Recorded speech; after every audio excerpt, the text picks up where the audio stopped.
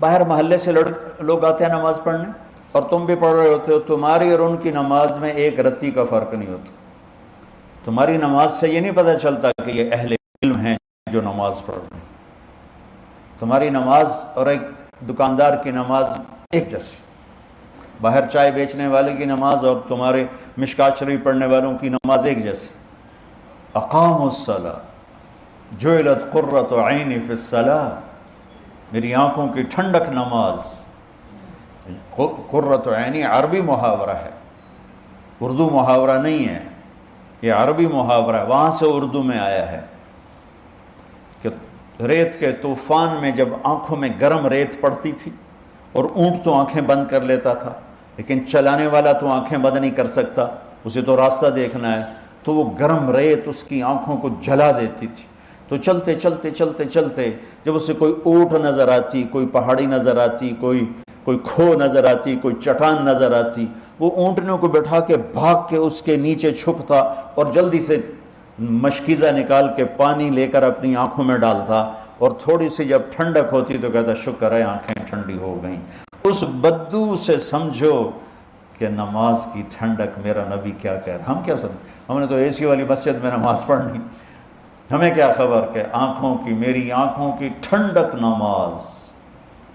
ہمارے تو ٹھا ٹھا ٹھا ٹھا ٹھا چل رہے ہوتے۔ اقاموا الصلاۃ، نماز۔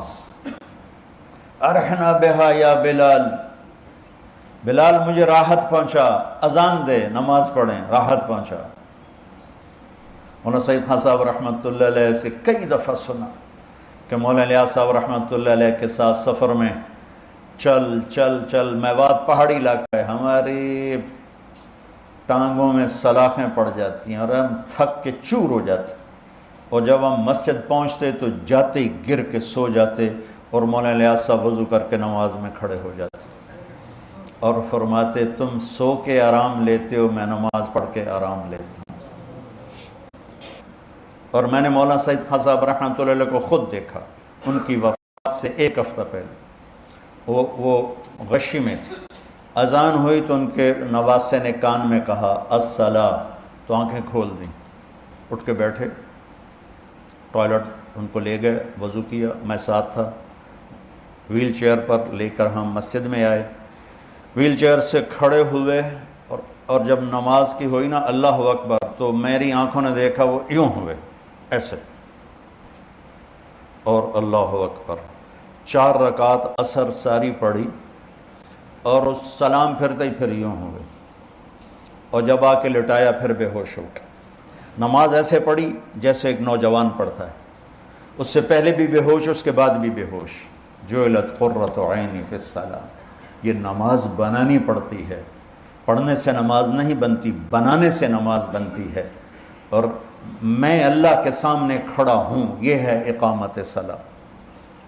اور میری اور میرے رب کی گفتگو ہے جو کہ جعلت الصلاۃ بینی و بین عبدی، کہ نماز میرے اور میرے بندے کے درمیان مکالمہ ہے، میرا بندہ مجھ سے مناجات کرتا ہے، مجھ سے باتیں کرتا ہے۔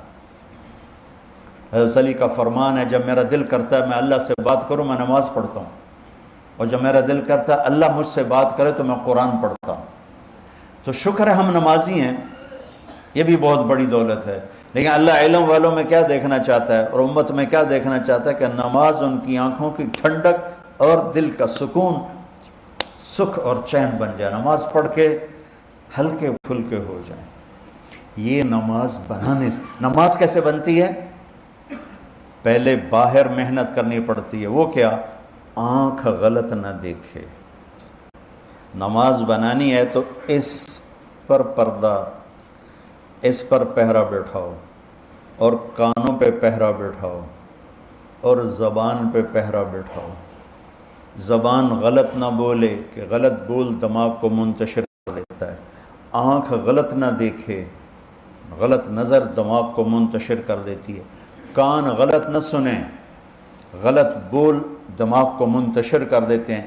جب تینوں چیزیں آزاد ہوں گی اور اللہ اکبر کہے گا، جسم یہاں ہوگا اور روح پتہ نہیں کتنے دھکے کھاندی ہوگی، اور جب ان تینوں پر پہرا بٹھا دے گا تو جب اللہ اکبر کہے گا تو جسم بھی ہوگا، روح بھی ہوگی۔ اقاموا الصلاۃ، وَأَنفَقُوا مِمَّا رَزَقْنَاهُمْ سِرًّا وَعَلَانِيَةً، اور جو کھل کے خرچ کرتے ہیں، چھپ کے خرچ کرتے ہیں جو ہم نے انہیں دیا ہے۔